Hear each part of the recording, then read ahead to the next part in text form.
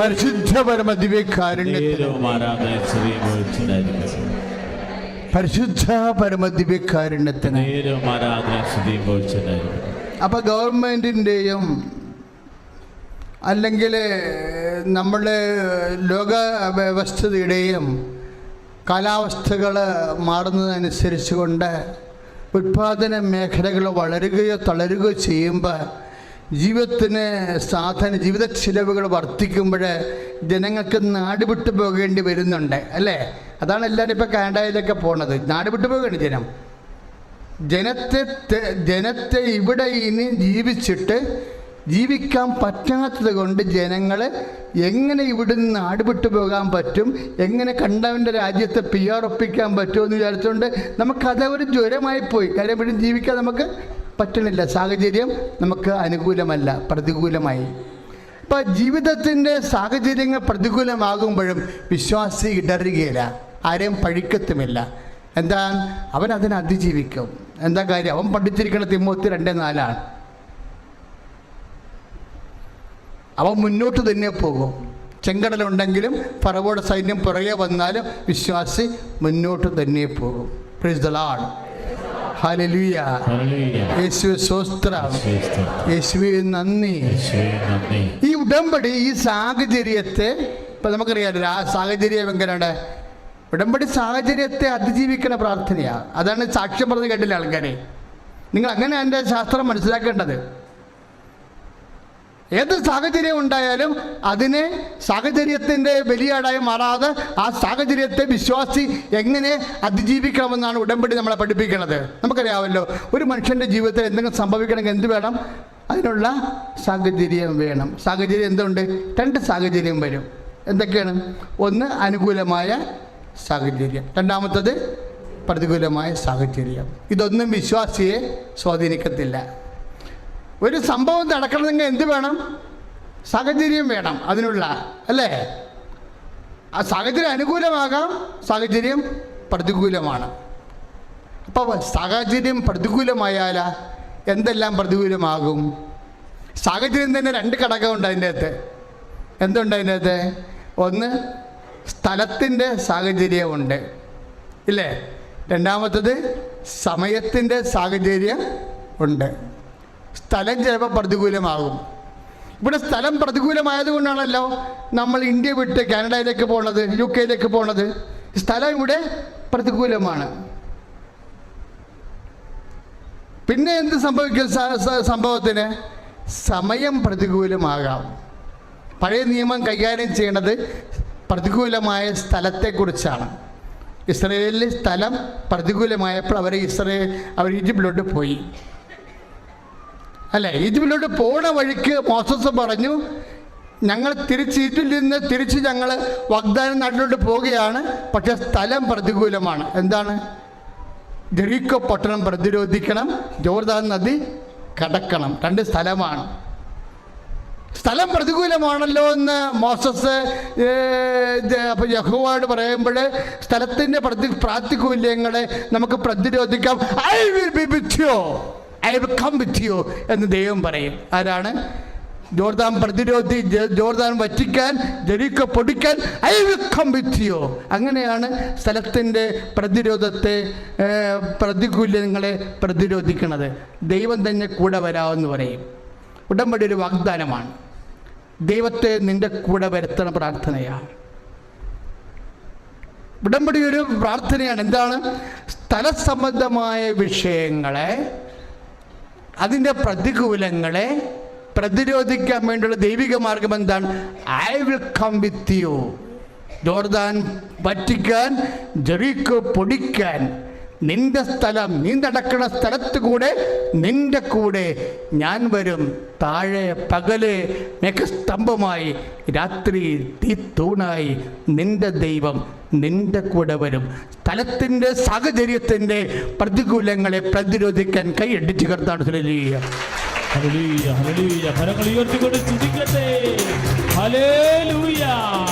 കർത്താവേ, ഞങ്ങളുടെ ജീവിതത്തിന്റെ രാവുകളിൽ തീത്തൂണായി, ഞങ്ങളുടെ ജീവിതത്തിന്റെ പകലുകളിൽ മേഘസ്തംഭമായി ഞങ്ങളെ വഴി നടന്ന ദൈവമേ, ഞങ്ങളങ്ങേ സ്തുതിച്ച് പ്രാർത്ഥിക്കുന്ന കർത്താവേ, ഉടമ്പടി പ്രാർത്ഥനയിൽ സമർപ്പിച്ച് പ്രാർത്ഥിക്കുന്നു.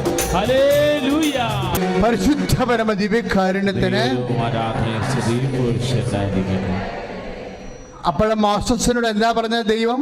സ്ഥലത്തിൻ്റെ പ്രതികൂലങ്ങളെ പ്രതിരോധിക്കാൻ കഴിയും. എങ്ങനെയാണ്? ദൈവം നമ്മുടെ കൂടെ വന്നുകൊണ്ടല്ലേ. പക്ഷെ ദൈവം നമ്മുടെ കൂടെ വരണമെങ്കിൽ എന്ത് ചെയ്യണം? മാതാപിതാക്കന്മാരെ ബഹുമാനിക്കണം. 10 കൽപ്പന കൊടുത്തല്ലേ.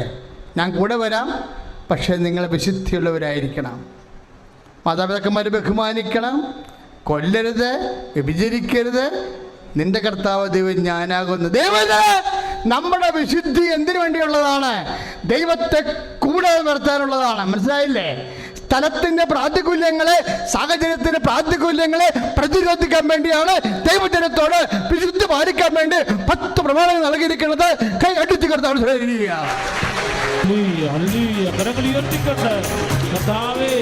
സമയ സന്ദർഭങ്ങൾ അധികാരം പ്രഖ്യാപിച്ചുകൊണ്ട് വിവാസത്തിൽ പ്രത്യക്ഷമായ പരിശുദ്ധ അമ്മേ, ഞങ്ങൾക്ക് വേണ്ടി മാറ്റി സംഭവിക്കണമേ.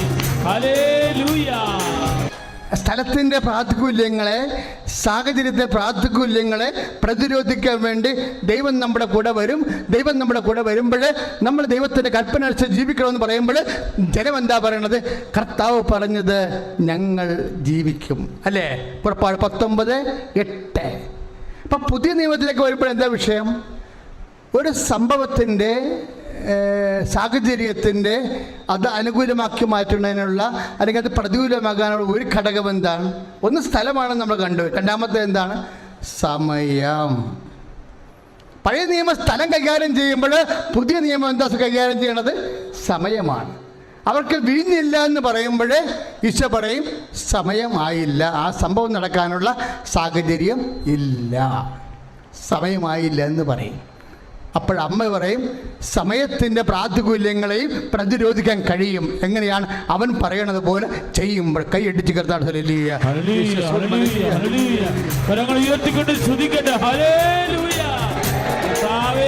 പറയുന്നത് പോലെ വ്യാപരിക്കാൻ, അനുഗ്രഹവും അഭിഷേകവും സൗഖ്യം പ്രാപിക്കാൻ, ഉടമ്പടി സഭ നിയോഗങ്ങളിൽ അനുഗ്രഹം പ്രാപിക്കാൻ കർത്താവേ ദിവ്യകാരുണ്യത്താൽ സ്പർശിക്കണമേ.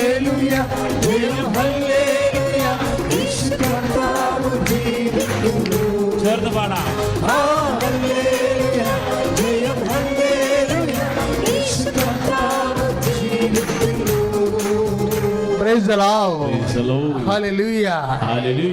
അവൻ പറയണത് പോലെ ചെയ്യാൻ. അത് തന്നെയാണ് യോഹന്നാൻ 2:3 ഇതേ വചനം തന്നെയാണ് പുറപ്പാട് 19:8 സ്ഥലത്തെ പ്രതിരോധിക്കാൻ വേണ്ടി മോസസിനോട് പറഞ്ഞ അതേ വചനം തന്നെയാണ് സമയത്തെ പ്രതിരോധിക്കാൻ വേണ്ടി, അതിൻ്റെ പ്രാതികൂല്യങ്ങളെ പ്രതിരോധിക്കാൻ വേണ്ടി പുതിയ നിയമത്തിൽ പരിശുദ്ധ അമ്മയിലൂടെ സംസാരിക്കുന്നത്. രണ്ടുപേരും വചനങ്ങളാണ്. സ്ഥലത്തിൻ്റെ പരിമിതികളെ, സാഹചര്യത്തിൻ്റെ സ്ഥലത്തിൻ്റെ പരിമിതികളെ, സമയത്തിൻ്റെ പരിമിതികളെ രണ്ടും കൂടി കൂട്ടി വരുന്ന സാഹചര്യത്തിൻ്റെ പരിമിതികളെ പ്രതിരോധിക്കണം. എങ്ങനെയാണ്? അവൻ പറയണത് പോലെ ചെയ്തുകൊണ്ടാണ്. അതാണ് ഉടമ്പടി. ഉടമ്പടി കൊണ്ട് ഉദ്ദേശിക്കുന്നത് എന്താ? ഇതൊരു സയൻറ്റിഫിക് പ്രെയറാണ്. ബിബ്ലിക്കൽ സയൻസ് അതിൻ്റെ ഉള്ളിലുള്ളത്. എന്താണ്? ഒരു വ്യക്തിയുടെ ജീവിതത്തിൽ ഉണ്ടാകുന്ന സംഭവങ്ങൾ, ആ സംഭവങ്ങൾ നടക്കണമെന്നുണ്ടെങ്കിൽ there must be time and space. അതിന് സമയം വേണം, സ്ഥലം വേണം. ഒരു സംഭവം നടക്കണമെങ്കിൽ എന്ത് വേണം? ഒരു ഈവൻറ്റ് ഒക്കർ ചെയ്യണമെങ്കിൽ എന്ത് വേണം? സമയം വേണം, സ്ഥലം വേണം. ചില സമയത്ത് രണ്ടും പ്രതികൂലമാകും. ഈ രണ്ടും പഴയ നിയമത്തിൽ പ്രതികൂലമായി, പുതിയ നിയമത്തിൽ പ്രതികൂലമായി. രണ്ട് പ്രാതികൂല്യങ്ങളെയും പ്രതിരോധിക്കാൻ വേണ്ടിയുള്ള ദൈവിക വെളിപാടും നടപടിയുമാണ് ദൈവത്തിൻ്റെ വചനമനുസരിച്ച് കൊണ്ട് ജീവിക്കാം. അവൻ പറഞ്ഞ പോലെ ചെയ്യാവുന്ന അമ്മയുടെ മധ്യസ്ഥത്തിൽ കൃപാസന ഉടമ്പടി ചെയ്യുമ്പോൾ അതിൻ്റെ ഒരറ്റത്ത് ദൈവം വരികയാണ്. നമ്മുടെ ആധ്യാത്മിക ജീവിതത്തിൻ്റെ ഒരറ്റത്ത്, വിശ്വാസ ജീവിതത്തിൽ ഒരറ്റത്ത് നമ്മൾ നിൽക്കുന്നു. പക്ഷേ വിശ്വസ്തതയാണ് ഉടമ്പടിയുടെ കാമ്പെങ്കിൽ വിശ്വസ്ത വരുമ്പോൾ ഇത് ബയലാറ്ററായിട്ട് മാറും, ഉഭയകക്ഷിയാകും. അപ്പോൾ ഒരറ്റത്ത് നമ്മൾ, ഒരറ്റത്ത് ദൈവവുമായിട്ട് വരും. അപ്പം ദൈവം ഒരറ്റത്ത് വരുമ്പോൾ അത് ഉടമ്പടിയാകുമ്പോൾ വിശ്വസ്തതയാണ് അതിൻ്റെ പ്രധാനപ്പെട്ട ചൈതന്യമാകുമ്പോൾ നമ്മുടെ കയ്യിൽ നിന്ന് വിട്ടുപോയാലും ദൈവത്തിൻ്റെ കയ്യിൽ നിന്ന് അത് വിട്ടുപോകത്തില്ല. കാരണം എന്താണ്? 2 തിമോത്തി 2:13 നമ്മൾ അവിശുദ്ധരാകുമ്പോൾ ദൈവം വിശുദ്ധനായിരിക്കും. കൈയടിച്ച് കർത്താവ് hallelujah hallelujah hallelujah hallelujah hallelujah. കരങ്ങൾ ഉയർത്തിക്കൊണ്ട് സ്തുതിക്കട്ടെ. ഹല്ലേലൂയ. കർത്താവേ, വിശുദ്ധതയോടെ വിശുദ്ധിയോടെ ഉടമ്പടി ചെയ്ത് അഭിഷേകം പ്രാപിക്കാൻ വാസന ഉടമ്പടി ചെയ്തിട്ട് എല്ലാ മക്കളെയും അവിടെ നിയോഗങ്ങളെയും സമർപ്പിക്കുന്നു. പരിശുദ്ധ പരമദിവ്യകാരുണ്യത്തിന് ഒരു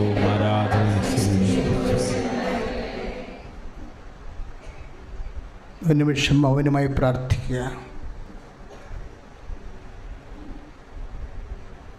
അവസാനം മൂവാറ്റുപുഴയിൽ നിന്ന് ആ എയിംസിൽ വീണ്ടും അപ്പോയിൻമെൻ്റ് കിട്ടിയ മകനൊരു സാക്ഷ്യം പറഞ്ഞപ്പോൾ സൂചിപ്പിച്ചത്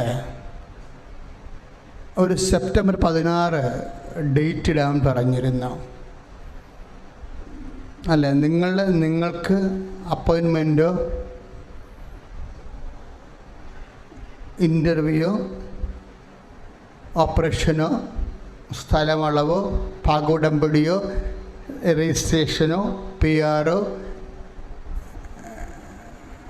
നിങ്ങൾ ടേക്ക് ഓഫ് ചെയ്യുന്ന സമയമോ വീട് വെക്കണ സമയമോ ഡെലിവറി ഡേറ്റോ ഇങ്ങനെ കുറേ ഡേറ്റുകൾ നമ്മുടെ ജീവിതത്തിലുണ്ടാകും. അത് സമയമാണ്. ആ സമയത്തിൻ്റെ പ്രാതികൂല്യങ്ങളിൽ ദൈവം പ്രവർത്തിക്കാൻ വേണ്ടിയാണ് സമയം ദൈവത്തിന് സമർപ്പിക്കുന്നത്. അപ്പോൾ ആ മകൻ സെപ്റ്റംബർ 16 സമർപ്പിച്ചത്. ആ 14 തന്നെ ഷാർപ്പിൽ കർത്താവിൻ്റെ ഇടപെടലുണ്ടായി. ഇങ്ങനെ എല്ലാ സാക്ഷ്യങ്ങളിലും 1-2 കാര്യങ്ങൾ പ്രിസ്ക്രൈബ്ഡ് ഡേറ്റിലാണ്. കാര്യം സമയഘടികാരം നെഞ്ചിലേറ്റി ആണ് അമ്മ പ്രത്യക്ഷപ്പെട്ടത്. സമയത്തിന് മേൽ അമ്മയ്ക്ക് സ്വാധീനമുണ്ട്. ഉടമ്പടിക്കും സമയത്തെ സ്വാധീനിക്കാൻ പ്രാർത്ഥനയാണ്. അപ്പം നിങ്ങൾക്ക് ഈ സമയത്ത് നിങ്ങളുടെ ജീവിതത്തിൻ്റെ ഏറ്റവും പ്രധാനപ്പെട്ട ഡേറ്റുകൾ ഇപ്പോൾ ഇടാം. എന്നിട്ട് പറയണം. ഇപ്പം നിങ്ങളുടെ ഡെലിവറി ഡേറ്റ് ആയാലും ഇനി നിങ്ങൾക്ക് ഓവുലേഷൻ ഡേറ്റ്, കുട്ടികളുണ്ടാകാൻ സാധ്യതയുള്ള ഡേറ്റ് ആയാലും ഇപ്പോൾ ഡേറ്റ് നിങ്ങൾക്കറിയാമോ അതിൻ്റെ ഡേറ്റ്. അതിപ്പോൾ പരിശുദ്ധ അമ്മ വഴി ഈശോയ്ക്ക് സമർപ്പിക്കണം. അമ്മ ഓവുലേഷൻ ഡേറ്റ് ഇതാണ്, അത് ഞങ്ങൾക്ക് കുഞ്ഞുങ്ങളെ കിട്ടണം. ഭർത്താവ് നാട്ടിലുണ്ടെങ്കിൽ അതെല്ലാം അമ്മയോട് പറയണം. സ്ഥലമളവ്, രജിസ്ട്രേഷൻ, കോടതി കേസ്, ജഡ്ജ്മെൻറ്റ്, വിസ്താരം, വിധി ദിവസം എല്ലാം ദൈവത്തിൻ്റെ അണ്ടറിലാണ്. അതുകൊണ്ട് നിൻ്റെ പ്രധാനപ്പെട്ട ഡേറ്റുകളെല്ലാം. ഇന്ന് ബെഞ്ച് ക്ലർക്കിൻ്റെ ഒരു സാക്ഷ്യം കേട്ടില്ലേ നമ്മൾ? അവർക്കറിയാം ഈ തട്ടിമുട്ടി കളിക്കേ ഉള്ളൂ, സിവിൽ കേസാണ്, നടക്കത്തില്ല എന്നറിയാം. പക്ഷേ ഈശോ ആ കേസ് മൊത്തം ആ ഫയൽ കർത്താവിൻ്റെ മേശപ്പുറത്തേക്ക് കൊണ്ടുവരും. അത് ഉടമ്പടിയുടെ ഗുണം അതാണ്. ജഡ്ജിൻ്റെ ചേംബറിൽ നിന്ന് യഥാർത്ഥ ജഡ്ജിൻ്റെ ഓഫീസിലേക്ക് നിൻ്റെ കേസ് ഫയൽ എടുക്കും. അതുകൊണ്ട് നിൻ്റെ കേസ്, വിസ്താരം, ഡേറ്റ് എല്ലാം ഇപ്പോഴേ ഏൽപ്പിക്കുക. ലോകം മുഴുവനും ഈ ശുശ്രൂഷയെ പങ്കുകൊണ്ടിരിക്കുന്ന മക്കൾ ഇപ്പോഴേ യൂട്യൂബിലും ഫേസ്ബുക്കിലും നിങ്ങൾ ഡേറ്റുകൾ ഇടുക. നിങ്ങളുടെ അനുഗ്രഹത്തിൻ്റെ ഡേറ്റുകൾ, വിടുതലിൻ്റെ ഡേറ്റുകൾ, ജയിലിൽ കിടന്ന മക്കളുണ്ടെങ്കിൽ ജാമ്യത്തിൻ്റെ ഡേറ്റിലിടുക. ഇപ്പോൾ ഒരാളെ കൊന്നിട്ട് നിങ്ങൾ ജയിലിൽ നിങ്ങളുടെ മക്കൾ കിടപ്പുണ്ടെങ്കിലും അവിടെ മനഃശാന്തിന് വേണ്ടി പ്രാർത്ഥിച്ചുകൊണ്ട് അവരിറങ്ങി വരേണ്ട ഡേറ്റുകൾ ഇടുക. ഒരു കയ്യബദ്ധത്തിൽ ചിലപ്പോൾ വണ്ടി അപകടത്തെ വരത്തില്ലേ, അപ്പോൾ ചിലപ്പോൾ നമ്മൾ അകത്ത് പോകും. ചിലപ്പോൾ നമ്മുടെ കയ്യിൽ തന്നെയായിരിക്കും വലിയ മിസ്റ്റേക്ക് വരണത്. അവർ തന്നെയായിരിക്കും വലിയ മാനസാന്തത്തോട് പിന്നീട് കർത്താവിൻ്റെ വലിയ ഉപവിയുടെ ശുശ്രൂഷകരായി മാറുന്നത്. അതുകൊണ്ട് അങ്ങനെ എന്തെല്ലാം വിഷമം കടക്കാരൻ നിങ്ങളോട് പറഞ്ഞു കാണും, ഇത്ര ഡേറ്റ് തന്നില്ലെങ്കിൽ ജപ്തി നടപടിയാണെന്ന് പറഞ്ഞു കാണും. അപ്പോൾ നമ്മളെ ഭീതിപ്പെടുത്തുന്ന ഡേറ്റാണത്. അതിപ്പോഴും ഈശോയോട് പരിശുദ്ധ അമ്മ വഴി ഈ തീയതി ഞാൻ ദിവ്യകാരുണ്യത്തിന് സമർപ്പിക്കണമെന്ന് പറയുക. ഫേസ്ബുക്കും യൂട്യൂബും എല്ലാം ലൈവായി കണ്ടുകൊണ്ടിരിക്കുന്ന എല്ലാ ജില്ലകളിലും സംസ്ഥാനങ്ങളിലും ലോകാന്തരങ്ങളിലുള്ളവരെല്ലാം ഡേറ്റ് ഇപ്പോൾ തന്നെ ഡേറ്റ് അടിച്ചിടുക. ആരാധനയുടെ ആശീർവാദത്തിന് മുമ്പേ എല്ലാ ഡേറ്റുകളും അനുഗ്രഹം ആവശ്യമായ മേഖലകളിൽ, ദൈവിക ഇടപെടൽ ആവശ്യമായ മേഖലകളിൽ ഡേറ്റ് ഇടുക. ഓപ്പറേഷൻ ഡേറ്റ് ഇടുക. അപ്പോൾ ഇൻസ്റ്റിറ്റ്യൂഷൻ ഫൗണ്ടർ സ്റ്റോൺ ഇടുന്ന, ഫൗണ്ടേഷൻ സ്റ്റോൺ അടിത്തറ കല്ല് പാകണ ദിവസം ഇടുക. ഭവനാശീർവാദത്തിൻ്റെ ഡേറ്റുകൾ, ചിട്ടി ഡേറ്റുകൾ. കാര്യം മനുഷ്യന്മാർ ഇങ്ങനെയൊക്കെയാണ് ജീവിക്കുന്നത്. നീയും നിൻ്റെ കുഞ്ഞുങ്ങളും ജീവിക്കുന്ന എല്ലാ സാഹചര്യവും ദൈവത്തിന് പ്രിയപ്പെട്ടതാണ്. കാര്യം വേറെ ആൾക്കാർക്ക് കേൾക്കുമ്പോൾ ചിരി തോന്നും, പക്ഷെ ദൈവം ചിരിക്കത്തില്ല. ദൈവത്തിന് അറിയാം നിനക്കത് അത്യാവശ്യമാണെന്ന്. ഇതൊക്കെ നിങ്ങൾക്ക് ആവശ്യമാണെന്ന് എൻ്റെ സ്വർഗസ്ഥനായ പിതാവ് അറിയുന്നു. അപ്പം ഇതെല്ലാം ഭൗതിക സാഹചര്യങ്ങളെല്ലാം നിൻ്റെ ആവശ്യമാണെന്ന് 6:33 മത്തായി ശ്ലീഹായുടെ സുവിശേഷം. ഇതൊക്കെ നിങ്ങൾക്ക് ആവശ്യമാണെന്ന് എൻ്റെ സ്വർഗസ്ഥനായ പിതാവ് അറിയുന്നു. അപ്പം അറിയുന്ന ദൈവത്തിൻ്റെ തിരുസന്നിധിയിലാണ് നമ്മൾ ഈ ഡേറ്റുകൾ ഇടുന്നത്. ഇനി ശ്രുതികട്ടെ ഹല്ലേലൂയ. സമർപ്പിച്ചുള്ള മക്കള് സമർപ്പിച്ച് പ്രാർത്ഥിക്കുന്നു. അവരുടെ മനസ്സിലാക്കേണ്ട ഡേറ്റുകൾ, അവരുടെ പേപ്പറുകൾ ഡേറ്റുകൾ, അവരുടെ നടപടികൾ ഡേറ്റുകൾ, കേസുകളുടെ ഡേറ്റുകൾ, പരീക്ഷകളുടെ ഡേറ്റുകൾ എല്ലാം സമർപ്പിക്കുന്നു. എല്ലാം ശ്രദ്ധിക്കട്ടെ. അവരുടെ ജീവിത വിഷയങ്ങളുടെ കേട്ടിട്ടെ.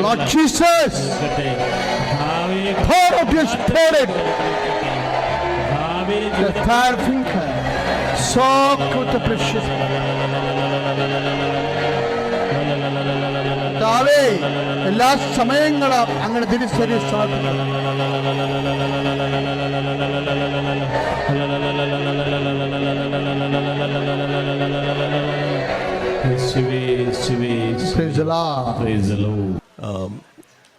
യേശുവേ സ്തുതി, മാതാവേ നന്ദി. മാതാവ് ഈ അൾത്താരയിൽ, ഈ മാതാവ് പ്രത്യക്ഷപ്പെട്ട ഈ അൾത്താരയിൽ സാക്ഷ്യം പറയാൻ സാധിച്ചതിന് മാതാവിന് 1000 നന്ദി. എൻ്റെ പേര് സെബാസ്റ്റ്യൻ. ഞാൻ തിരുവനന്തപുരത്തു നിന്ന് വരുന്നു. അവിടെ പോങ്ങുമൂട് ഇടവക അംഗമാണ് ഞാൻ. മാതാവിൻ്റെ 10, 20, 25 വർഷമായിട്ട് മാതാവിൻ്റെ ഒരു നല്ലൊരു ഭക്തനാണ്. മാതാവിനോട് നന്നായിട്ട് പ്രാർത്ഥിക്കാൻ എപ്പോഴും നന്നായിട്ട് പ്രാർത്ഥിക്കും. അപ്പം അതെൻ്റെ ഒരു സുഹൃത്ത്, വളരെ എൻ്റെ അടുത്തൊരു സുഹൃത്ത് ജേക്കറാണ് എന്നെ ഇതിലേക്ക് കൊണ്ടുവന്നത്. അപ്പോൾ മാതാവിൻ്റെ ഏത് പള്ളിയും ഏത് ദേവാലയം കണ്ടാലും ഞാൻ അവിടെ വന്ന് പ്രാർത്ഥിക്കും. അവിടെ കയറി ഒരു കൊന്ത എല്ലിയിട്ടാണ് ഞാൻ പോകുന്നത്. അപ്പോൾ ഇവിടെ 2020 തൊട്ട് ഞാൻ ഇതിലെ തിരുവനന്തപുരത്ത് നിന്ന് നാട്ടിലേക്ക് പോകുമ്പോൾ ഇവിടെ വന്ന് ഒരു കൊന്ത എത്തിച്ച് കഴിയുമ്പോഴേക്കും നല്ലൊരു പീസ് ഓഫ് മൈൻഡ് കിട്ടും എനിക്ക്. അത് കഴിഞ്ഞിട്ടാണ് ഞാൻ തിരിച്ച് ഡ്രൈവ് ചെയ്യുന്നത്. അപ്പോൾ 2020 തൊട്ട് ഞാൻ ഇവിടെ ഇടയ്ക്കിടയ്ക്ക് വരും. ഇവിടെ വന്ന് മുട്ടുകുത്തി ഒരു കൊന്ത എത്തിച്ചിട്ടാണ് ഞാനും കുടുംബവും പോകുന്നത്. ഇതെൻ്റെ അമ്മച്ചിയാണ്. പക്ഷെ ഞാൻ ഉടമ്പടി എടുത്തത് 2023 തൊട്ടാണ്. അതിനുള്ള കാരണം എന്ന് വെച്ചാൽ എൻ്റെ മോളുടെ ഒരു പഠനത്തിൻ്റെ ഒരു ഇഷ്യൂ കാരണമാണ്. 12ൽ പഠിക്കുമ്പോൾ അതിപ്പോൾ നല്ലൊരു ഇമ്പ്രൂവ്മെൻ്റായി. പക്ഷേ അത് കൂടുതൽ ഡീറ്റെയിൽസ് ഞാൻ എൻ്റെ മോളും കൂടെ ഉണ്ടാവുമ്പോൾ വന്ന് ഞാൻ പറയുന്നതായിരിക്കും ഈ ആൾത്താരിയിൽ. ഇതുകൂടാതെ ഞാൻ കഴിഞ്ഞ പ്രാവശ്യം ഉടമ്പടി പുതുക്കിയപ്പോൾ എനിക്ക് ഒരു റെഗുലർ ചെക്കപ്പിൻ്റെ ഭാഗമായിട്ട് എനിക്ക് കുറച്ച് വയറുവേദനയും അങ്ങനത്തെ ഒരു ഇഷ്യൂ ഉണ്ടായിരുന്നു. അപ്പോൾ ചെക്ക് ചെയ്തപ്പോഴേക്കും എനിക്കൊരു ഫാറ്റി ലിവർ ഗ്രേഡ് 2 ഇൻഫിൽട്രേഷൻ എന്ന് പറഞ്ഞ ഒരു ഡയഗ്നോസിസ് കണ്ടുപിടിച്ചു. അതെന്ന് വെച്ച് കഴിഞ്ഞാൽ ഫാറ്റി ലിവറിൻ്റെ ഗ്രേഡ് 2 കുറച്ചും കൂടെ ഹയർ ഗ്രേഡാണ്. അത് അങ്ങനെ പോയി കഴിഞ്ഞാൽ in a very few months it will develop into cirrhosis. അങ്ങനത്തെ ഒരു സാഹചര്യമായിരുന്നു. അപ്പോൾ ഞാനിവിടെ വന്ന് ഉടമ്പടി എടുത്തിരുന്നു. ഞാൻ തൈലവും എല്ലാ ദിവസവും തൈലം വയറ്റിൽ കുരിശ് വരച്ചിട്ട് ഞാൻ പ്രാർത്ഥിച്ചിരുന്നു. ലോക്കറ്റ് എൻ്റെ ഒരു റെഗുലർ റുട്ടീൻ എന്ന് പറഞ്ഞു കഴിഞ്ഞാൽ രാവിലെ ഇറങ്ങുമ്പോൾ ഓഫീസിലേക്കൊക്കെ ഇറങ്ങുമ്പോൾ ഈ ലോക്കറ്റ് കയ്യിൽ വെച്ച് പ്രാർത്ഥിച്ചിട്ട് വിശ്വാസ പ്രമാണം ചൊല്ലിയിട്ടാണ് ഞാൻ പുറത്തേക്ക് ഇറങ്ങുള്ളൂ. അപ്പോൾ കഴിഞ്ഞ ആഴ്ച ഞാൻ വീണ്ടും ഒരു സ്കാൻ ചെയ്തു. എന്ന് വെച്ചാൽ ഞാൻ ഏപ്രിൽ അവസാനമാണ് ഞാൻ ആ സ്കാനിൽ നിന്ന് കണ്ടുപിടിച്ചത്. അത് കഴിഞ്ഞപ്പോൾ 2 മാസം, that is in July first വീക്കിൽ ഞാൻ സ്കാൻ ചെയ്തപ്പോൾ എൻ്റെ fatty liver grade 2 is reversed, grade 1 ആയി. അപ്പോൾ ഡോക്ടർ സ്കാൻ ചെയ്തപ്പോഴേക്കും ഏപ്രിലാണ് ഇത്. പുള്ളി തിരികെ വീണ്ടും എന്നെ വിളിച്ചിട്ട് ഒന്നും കൂടെ സ്കാൻ ചെയ്തു. അപ്പം ഞാൻ പറഞ്ഞു എന്ത് സംഭവിച്ചു? അപ്പം പുള്ളിക്കാരത്തി പറഞ്ഞ് 6 മാസമെങ്കിലും എടുക്കും ഇത് റിവേഴ്സ് ചെയ്യാൻ വേണ്ടിയിട്ട്. പക്ഷെ ഇത് 2 മാസത്തിൽ തന്നെ റിവേഴ്സ് ചെയ്ത് കിട്ടി. അതിനുവേണ്ടി ഞാൻ മാതാവിന് 1000 നന്ദി അർപ്പിക്കുന്നു ഇവിടെ. ഇതുകൂടാതെ എൻ്റെ അമ്മച്ചിയാണ്. അമ്മച്ചി പണ്ട് ഉടമ്പടി എടുത്താണ്, ഇപ്പോൾ 70 വയസ്സായി. ആള് തൃശ്ശൂരിൽ നിന്നാണ് വന്നേക്കുന്നത്. ഇപ്പം ആളുടെ കാലിൽ ഭയങ്കര നീരായിരുന്നു, നീരും നല്ല വേദനയും, പസ്സൊക്കെ വന്ന്. അത് കഴിഞ്ഞ ഡിസംബർ തൊട്ട് പല ഡോക്ടർമാരെയും കാണിച്ചു, ഓർത്തോ അങ്ങനത്തെ പല ഡോക്ടേഴ്സിനെയും കാണിച്ചു. പക്ഷെ അതിന് ഒരു കുറവുണ്ടായില്ല. അപ്പോൾ ഞാൻ കഴിഞ്ഞ പ്രാവശ്യം ഏപ്രിൽ 28 ഇവിടെ വന്നപ്പോൾ ഉടമ്പടിയിൽ അമ്മച്ചീനെ സമർപ്പിച്ചിരുന്നു. ഇപ്പം 2 മാസമായിട്ടുള്ളൂ. 2 മാസത്തിനുള്ളിൽ അമ്മച്ചിയുടെ കാലുവേനയും പസ്സും ഇതെല്ലാം പോയി. ഇപ്പം അമ്മച്ചി ബസ്സിലാണ് വന്നേക്കുന്നത്. ബൈ ദ വേ, ആൾക്ക് ആ സമയത്ത് നടക്കാനും പറ്റില്ലായിരുന്നു, ഭയങ്കര ബുദ്ധിമുട്ടായിരുന്നു. വേദന എന്ന് പറഞ്ഞ് എപ്പോഴും ഭയങ്കര പെയിൻ കില്ലറും കഴിച്ചുകൊണ്ടിരുന്ന സ്ത്രീയായിരുന്നു. ഇപ്പോൾ കൂളായിട്ട് ഇപ്പോൾ ഇന്ന് പറയായിരുന്നു, ഞാൻ ബസ്സിൽ വന്നപ്പോൾ നല്ല സുഖമായിരുന്നു, കാറിലേക്കാളും നല്ല സുഖമാണെന്ന് പറഞ്ഞു. അപ്പോൾ അമ്മച്ചി എല്ലാ ദിവസവും ഈ തൈലം പുരട്ടി പ്രാർത്ഥിക്കുമായിരുന്നു. ആ മുട്ടിൻ്റെ ഭാഗത്ത് തൈലം പുരട്ടി പ്രാർത്ഥിക്കുമായിരുന്നു. അപ്പോൾ ഇത് 2 മാസത്തെ ക്വിക്കായിട്ട് സൊല്യൂഷൻ തന്നതിന് മാതാവിന് ഞങ്ങൾ വളരെ അധികം നന്ദി ഞങ്ങൾ സമർപ്പിക്കുന്നു. ഇത് കൂടാതെ എൻ്റെ ചേട്ടനുണ്ട്, ദുബായിലായിരുന്നു. ആള് 2020 പെട്ടെന്ന് പുള്ളി വൈകുന്നേരം ജോഗിങ് കഴിഞ്ഞ് വീട്ടിലെത്തിയപ്പോഴേക്കും പെട്ടെന്ന് പുള്ളി വീണു മരിച്ചുപോയി. പുള്ളി ഹാർട്ട് അറ്റാക്കായിരുന്നു. ആൾക്ക് 2 പിള്ളേരുണ്ട്. മൂത്തവൻ്റെ പേര് ജോ എന്നാണ്. അവൻ നല്ല ബ്രില്യൻ്റാണ്, പക്ഷെ അവൻ പഠിക്കൂല, ഭയങ്കര ഉഴപ്പനായിരുന്നു. അപ്പോൾ മരിക്കുന്നേക്കാളും മുമ്പൊക്കെ എൻ്റെ ചേട്ടൻ എന്നെ വിളിച്ചിട്ട് പറയും, കാരണം എന്നോട് കുറച്ച് അടുപ്പമുണ്ടായിരുന്നു ജോവിന്, പറയും ഇവൻ്റെ ഒന്നും സെറ്റിൽ ആവുന്നില്ല, ഇവൻ ഡിഗ്രി കഴിഞ്ഞു എന്നിട്ടും ഒരു സെറ്റിൽമെൻ്റ് ആവുന്നില്ല, ഇവൻ പഠിക്കുന്നില്ല, ഉഴപ്പി നടക്കുകയാണ്, എന്ത് ചെയ്യും എന്ന് പറഞ്ഞാൽ ചേട്ടന് ഭയങ്കര വിഷമമായിരുന്നു. അപ്പോൾ ചേട്ടൻ മരിച്ചപ്പോഴും എനിക്കും എൻ്റെ മൂത്ത ചേട്ടനും ഭയങ്കര വിഷമമായിരുന്നു. എന്താ അത് ചെയ്യാൻ പറ്റുന്നത് എന്നുള്ള ഞാനിങ്ങനെ ആലോചിച്ചുകൊണ്ടിരിക്കുകയായിരുന്നു. അപ്പോൾ അവനും വേണ്ടി ഞാൻ ഇവിടെ വന്ന് ഉടമ്പടി എടുത്തെന്നുള്ളതാണ്. ഇവിടെ ഉടമ്പടി എടുത്തതിന് ശേഷം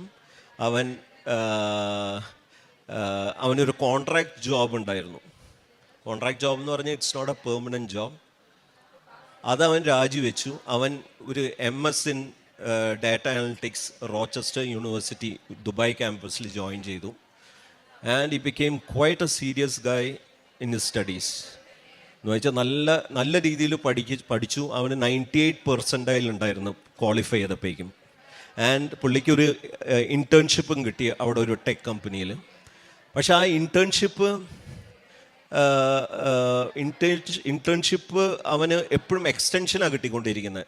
അപ്പോൾ അവൻ ചോദിക്കും, എന്നെ പെർമനൻ്റ് ആക്കാൻ പറ്റുമോ? അപ്പോൾ അതിനുള്ള ചാൻസ് ഇല്ല, you will have to look for other job if you won't need a permanent job എന്നുള്ള രീതിയിലായിരുന്നു അവിടുത്തെ ആ സ്ഥാപനത്തിലെ സീനിയർ മാനേജേഴ്സ് പറഞ്ഞു.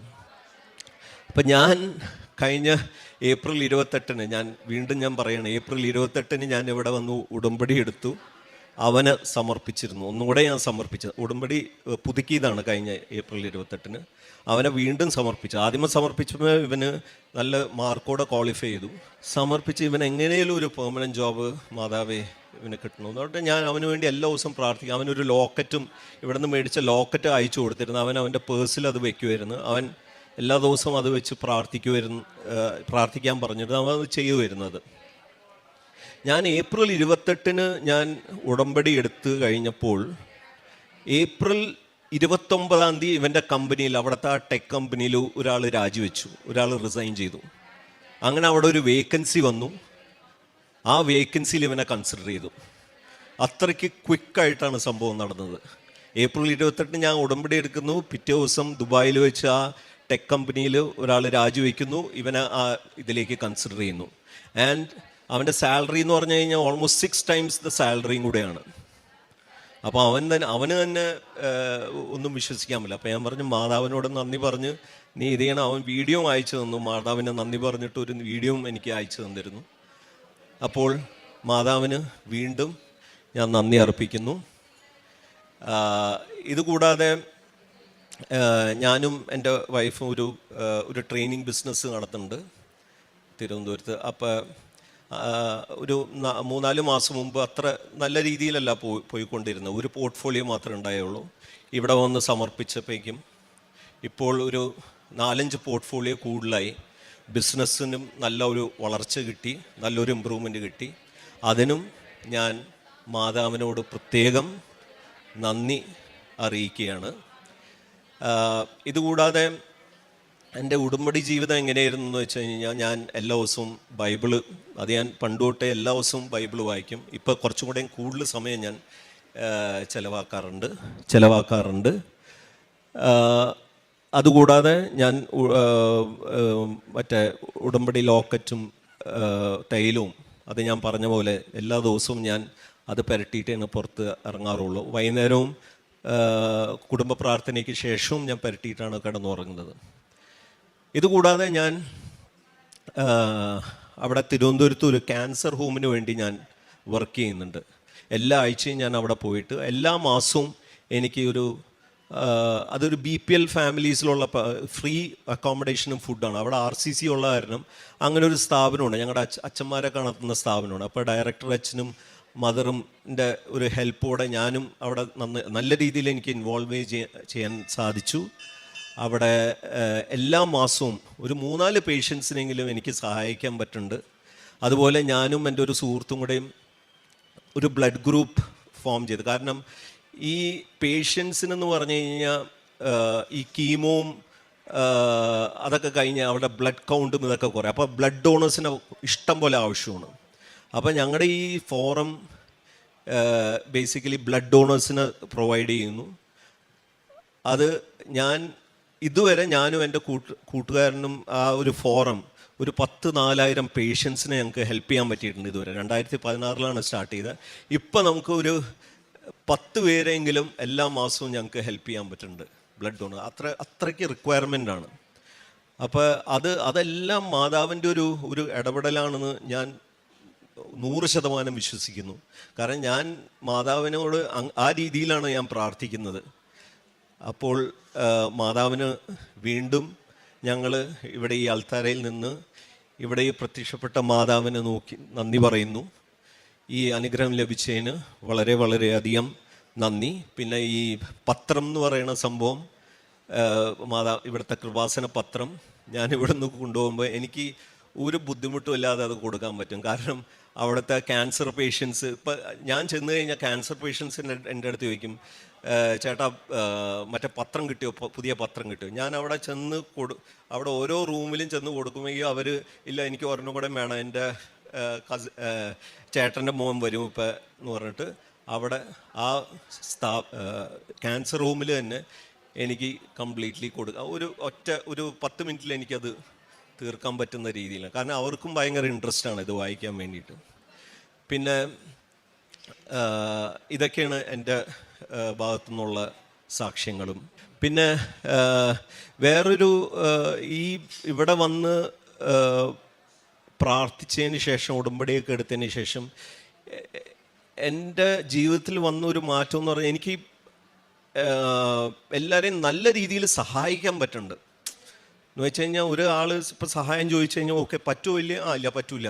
പക്ഷെ ഞാൻ പറ്റൂല എന്ന് പറയില്ല. ഞാൻ പറഞ്ഞു ഞാൻ ഒന്ന് ശ്രമിക്കട്ടെ, ഞാൻ അതിനുവേണ്ടി ശ്രമിച്ച് I will go out of the way to see if there is a way out.